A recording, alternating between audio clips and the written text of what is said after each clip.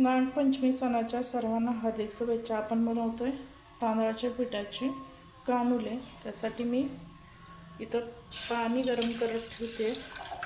1 वाटी पीठ घेतलंय, ह्याला 1.5 वाटी पाणी ठेवायचं, चिमूटभर मीठ टाकायचं आणि हे खोबरं, ओलं खोबरं, गूळ, ड्रायफ्रूट्स आणि सुंठ वेलची पावडर घालून मी हे असं परतवून घेतलंय चॉकलेटी होईपर्यंत। जसं आपण मोदकाला करतो सेम तशीच पद्धत आहे याची। आणि इथं मी पाणी उकळत ठेवलंय उकळ काढण्यासाठी। तांदळाच्या पिठाचे चिमूटभर, अगदी चिमूटभर मीठ टाकले मी चवीपुरतं। आणि कसं होतं, कुठल्या तांदळाला पाणी जास्त लागतं कमी लागतं, थोडंसं पाणी गरम करून उकळून ठेवायचं। जर कोरडं पीठ वाटलं तर आपण त्याच्यामध्ये टाकू शकतो। आता ह्या वाटीनेच मी 1.5 वाटी पाणी घेतले। 1 वाटी पीठ, त्याला 1.5 वाटी पाणी घेतले। त्या पाण्याला उकळी आल्यानंतर मग आपण त्यामध्ये पीठ टाकून चांगलं हटवून घ्यायचं, जसं आपण बेसन करतो त्या पद्धतीने।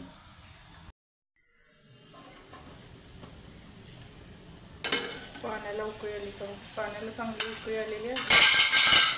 त्याच्यामध्ये आता हे पीठ असं टाकून घ्यायचं।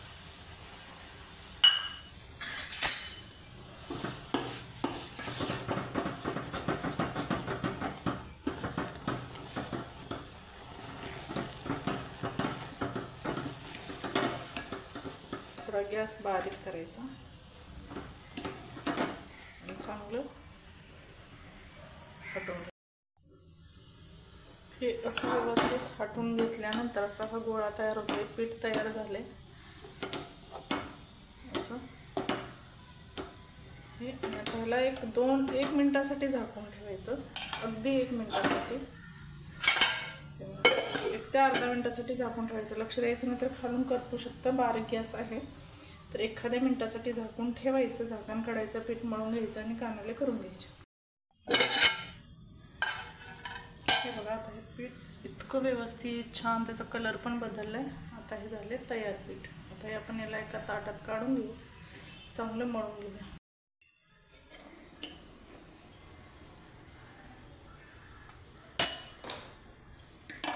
असं एका ताटात काढून घ्यायचं पीठ। हाताने थोडंसं थंड होऊ द्यायचं, कोमट असताना थोडंसं हाताने, आता हे खूप गरम आहे याच्यामध्ये हात नाही घालायचा, थोडंसं कोमट होऊ द्यायचं, हाताने चांगलं मळून घ्यायचं हलक्या हाताने आणि कानुले करून घ्यायचे। कसं आहे, प्रत्येक भागातली पद्धत वेगवेगळी आहे। कुठं गव्हाच्या पिठाचे पण असं उकडून करतात कणिक मळून, अगदी हेच सारण भरून, प्रत्येकाच्या पद्धती वेगवेगळ्या आहेत। आता ही आमची अशी पद्धत आहे। नागोबाची पूजा, मातीचं नाग आम्ही बनवतो आणि त्याची पूजा करतो। त्याला दूध लाह्या वाहून, हळदी कुंकू, धूप, दीप, अगरबत्ती असं सगळं करून हा नैवेद्य आम्ही दाखवतो। हे पीठ थंड झाल्यावर चला आपण आता हे मळून घेऊया। हे असं खूप छान पीठ मळून तयार आहे। थोडंसं पाण्याचा हात घ्यायचा, पीठ मळून घ्यायचं। जसं आपण भाकरीचं पीठ मळतो तसा हा गोळा व्यवस्थित मळून घ्यायचा असं।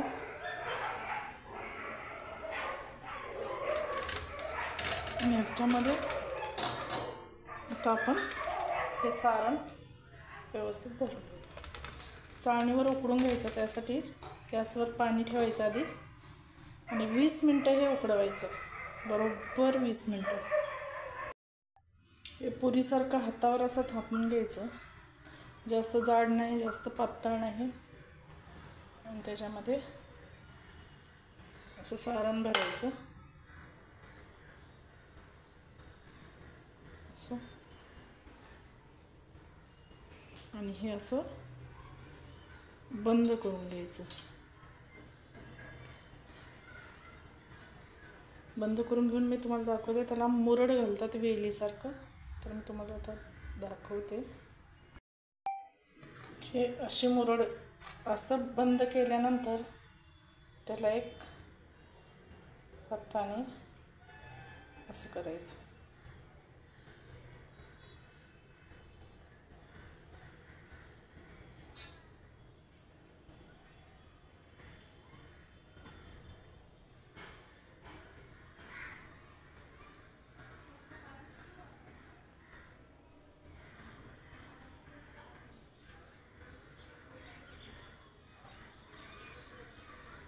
असं पूर्ण बंद करत आणायचं. थोडंसं राहिलं तर व्यवस्थित दोन्ही हाताने ते व्यवस्थित जमतं. आणि हे असे सगळे करून घेऊन उकडायला ठेवायचे. हे मी एकाच हाताने बनवल्यामुळे एवढे मला जशी आवडते तशी ह्याची मुरड आलेली नाही आहे. एकाच हाताने दोन्ही हाताने व्यवस्थित एक असं डाव्या हातावर ठेवायचं कानाला आणि उजव्या हाताने पटपट अशी वेलीच अशी खूप छान बारीक मुरड घातली जाते. हे बघा तरी पण अशी बरी आली आहे एका हाताने, मस्त दिसतंय असं. आता हे उकडून घ्यायचं. त्या चाळणीला तेल लावून घ्यायचं आणि मग सगळे असे एकामागे एक लाईनिंग ठेवून उकडून घ्यायचे.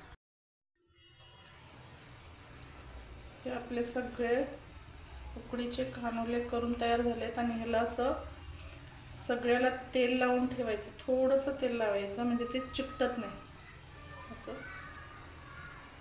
हे सगळे असे झालेले आहेत. आणि हे थोडंसं याच्यामध्ये गॅप ठेवायचा उकडते वेळी. आणि हे जे आहे ह्याच्या बाहेर नाही जाऊन द्यायचं या मोकळ्या जागेत. त्याला हवा लागली नसली तर मग ते चिकटून बसतं असं. तर आता हे एकसारखे लावून घ्यायचे, सगळ्यांना तेल लावून घ्यायचं आणि आता उकडत ठेवायचे. जेवढे याच्यामध्ये बसतील तेवढेच लावायचे.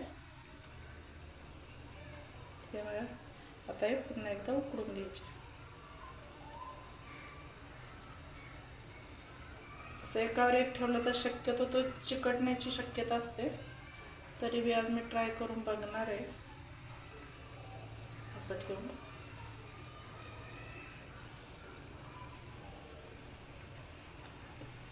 इकडं पाणी उकळलेलं आहे. त्याच्यावर आता आपण बरोबर 20 मिनिटासाठी ठेवायचं आणि याच्यावर झाकण एक ठेवायचं चांगलं.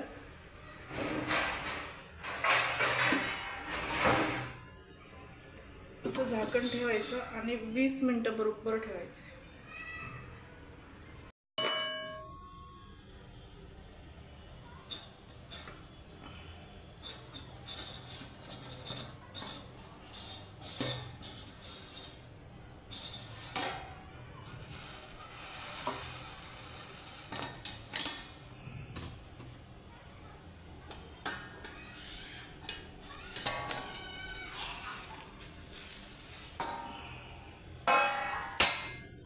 हे असे आपले कानोले तयार झालेले आहेत. आता आपण हे गॅस बंद करून घेऊ आणि काढून घेऊ.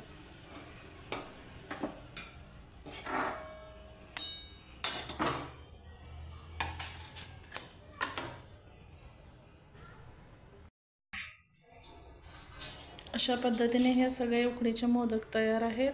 तुम्हीही करा. निरंजना की रसोई या चॅनलला शेअर करा, सबस्क्राईब करा, कमेंट करा. थँक्यू.